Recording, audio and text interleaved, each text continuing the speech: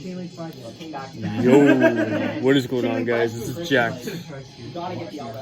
YGO here today. Today we're coming at you with kind of an updated deck list. I just posted my new deck list, but I figured I came out with a new combo that I think is going to be very popular going forward, and I really want to let you guys know about it. So I decided to do this now. I don't really have too much time to do this through the week, so I have a buy right now, and I figured why not just do this, something a little bit different than at my place. So yeah, so I'm just gonna hover over my deck. It's basically the same as what I was playing, but I'm not playing the Night Howl if you see my last list. So yeah, basically it's just the same. I'll just hover over it, and the key pointer is just, it's a new combo. So I'll be showcasing you guys the new combo that I came out with. It's very good, and yeah, 100% you're gonna have to know this. It's just so worth playing. So yeah, guys, I'll walk you through it, and yeah, I'll see you guys on my playmat.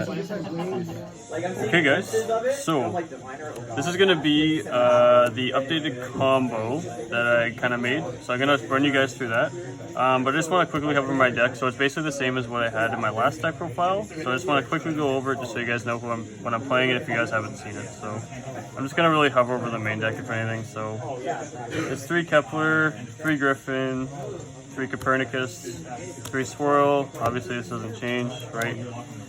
Very standard in the pure. So next up is double Orthros. I explained this multiple times why you run at 2. It's just easy Baron. Very good for back removal.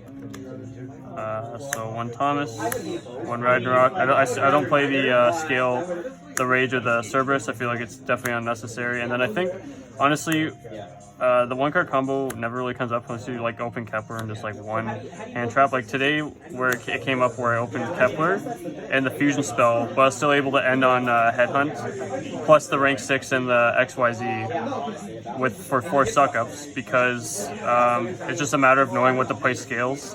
These two, you can actually place these 2 in scale when you open something like that. And like I said, I'd never like ever have that come up where I just need the 1-card combo in specific. So, and in that case, anyways, for how often it comes up, I'm completely fine on just ending with the Machine X and follow up for next turn, because I have enough hand traps to deal with my opponent typically. So for the 1-ups, now this is where it got different again. I cut Night Howl because, like I said, I commented in my other video that you don't need Night Howl to do the combo. Found out a way how to do it with Lamia. So this is still all you play. I cut Night Howl, you don't need it. So it just opens the deck space up, right? The standard, those are standard cards to play. The contracts, we're just playing this and then the trap, right? Nothing changes. Like I said, I tried out the Dark Contract with Entities. It's a really good card. I actually recommend giving it a try because once you overlay Machine X, it gets a ditch draw and puts a lot of pressure on board by just non-target banishing. It's a card worth playing, honestly, but I just don't have the space to. So that's it for the DD cards. On the hand traps, I ran through these ratios before. 3 Nib. I went 3 Veiler now and 2 Imperm. So I'm playing 11 hand traps on a 41 card list, and the last hand trap actually is Call By. So essentially it's like a 12 hand trap deck. I've been on Nib for the past 2 or 3 weeks now, because there's nothing, like everything still kind of dies to Nib, right? And at the YCS, people even seen people just playing a Nib. Like game 1, people just play into it, so it punishes them really bad. So yeah, definitely recommend running Nib. And all 3 of these hand traps all bridge extremely well in the centric, right? This bridge into the centric, this does, and then this does as well. So that's why the hand trap just works so well. This is for when you're playing small world. Imperm doesn't, but it is what it is. Just another form of Veiler. You're playing 5 Veilers essentially. And then Call By is like the best card ever. So last to wrap it up, this and Centric, I mean, it's just a small world bridge. It works extremely well with everything, just bridges so well. And it's really good going second because it clears up Brandon and Red and any problem back row cards. And against back row decks obviously too, right? You're just placing a scale if you open it, right? If you open it, you can just bridge this out with and trade it for an Ash, get Copernicus or Kepler. It's a 1-card starter. Yeah, I'd highly recommend you playing small world this format. And if you're playing pure and you're going second to a double Masquerade, you might as well just scoop up your cards. Yeah, because it's not going to work like that. So yeah, and that's a 41 deck count for the main. Like I said, like I already profiled this in my case tournament video, but I just want to kind of go over what I'm playing. And the only thing that changed up from that, like I said, was I'm playing the 3rd Veiler in the main and not playing the DD, the Night Howl. So extra is all the same. So this is the reason why I'm filming this right now is because we're gonna go over the combo where you do Psychic M Punisher. So I did find out a way to make this consistently and consecutively, and I'll go over that in a second. So this is all standard. This doesn't change. Like, do I have to go over this? It's been the rest is like very standard. Like I said, there's like really one flex spot in this, and I decided to go with Psychic M Punisher, and it's so crazy. Today, actually, I went to a masquerade, was at 600 life points, got rid of the masquerade by that, and just killed my opponent with this. This is an FDK against a lot of decks. A lot of people don't think this is good right now. It's going to get a lot better. It proved well in the YCS, and it's an FDK against most decks in the 4-hour. Now, if you summon this card, it gets a permanent boost each battle phase. It's very hard for decks out, especially when you pair it with the board you're going to pair. I'm going to show you with. And then I'm not even going to go over the side. The only thing like I really changed up today was trying Rivalry. This should be back row removal because we actually have back row decks today, but Rivalry is pretty sick because if you go like your 2-card combo, you flip this.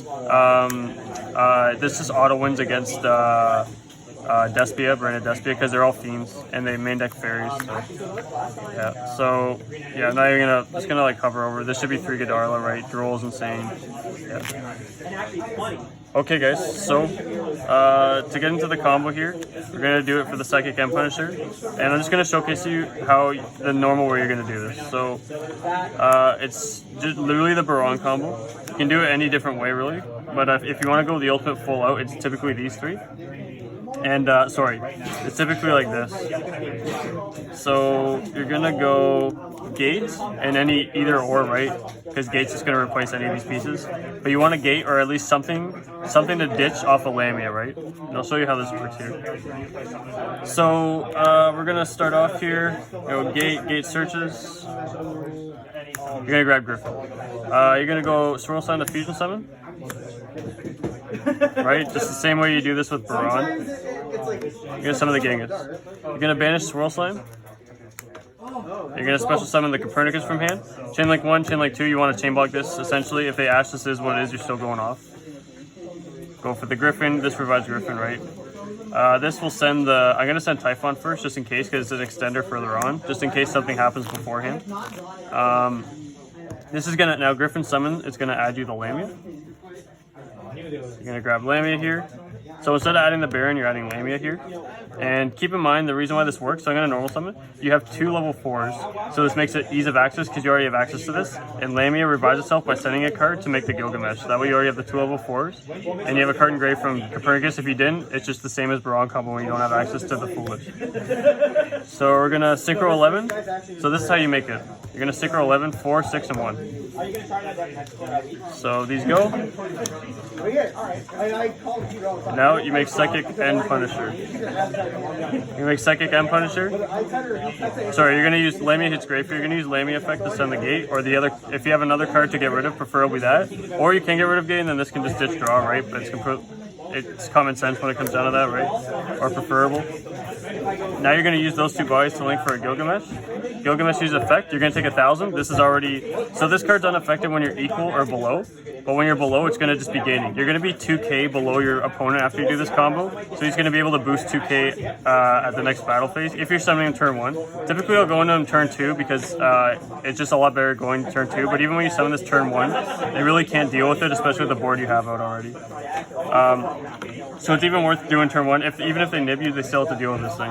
Because this thing's just unaffected. It's like an FDK against most decks. So here you're going to scale up like you normally would. Orthros. And you want Orthros here in Ragnarok. You're going to pen 2. You're going to overlay. Go for Caesar. King Tell. And King Tell, you're not going to use the effect because you want to be up on life. You're going to use Orthros to pop it. You get rid of this. You can use Tell effect to Foolish Burial. So you have Typhon already. You're going to go Necro Slime. You're going to use the Typhon here. The Typhon's going to use the Spare, the Copernicus, right? Use Copernicus. Summon the Genghis. This triggers Ragnarok. The summon of this triggers Ragnarok. You're going to target special summon the Caesar. You want to summon this first, essentially, it doesn't really matter, but just in case they nib you when you summon this, It really doesn't matter, honestly. Just summon this, and then this is going to trigger to summon this. Here's your other level 6. You have a Necro Slime for the fusion summon. This is key. This is why the Copernicus is kind of key here, because you already have the Necro Slime. So you're going to be able to do this. You're going to link these two.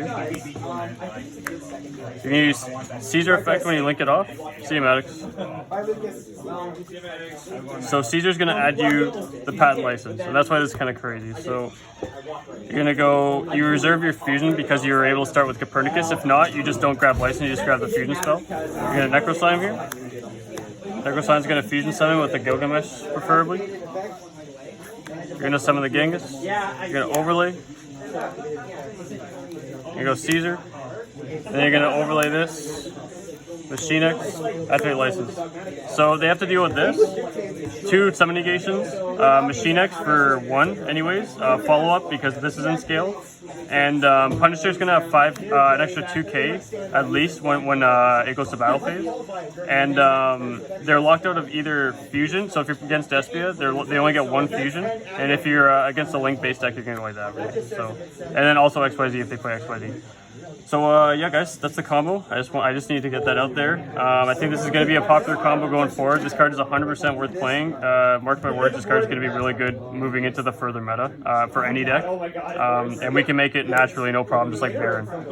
But like I said, I preferably make this going second. Baron's still a really good option going first. But at the same time, Despia can't out this. Sword Soul has a problem against this unless they make it themselves. But you're typically down 2k, so this already has the advantage of being, you have that 2k advantage. So this card is 100% worth playing. Guys, this is a combo, like I said, either like this or like this. You're going to lock them out of Synchro or X or Fusion. So yeah, guys, now seeing this combo, you can kind of work at it, and the more you practice it, you're going to be able to navigate it better with other hands, right? So all right, guys, so I hope you guys like that combo. Like I said, going forward, I think it's going to be a very popular combo going forward. Going second, like when you have the option to make this, you're just going to auto win, but even going first, a lot of decks just can't handle this. Especially, I highly recommend trying to go for this first turn if you hard open like a headhunt. That way you have protection from then trying to crash and then lowering the life points. But yeah, this combo, I just found it out and I was like, I had to let people know about it. So emergency update kind of video, but yeah, guys, I hope you guys like it, and feel free to try it out as much as you want. I think it's going to see play going forward, so yeah. See you guys later. Stay jacked.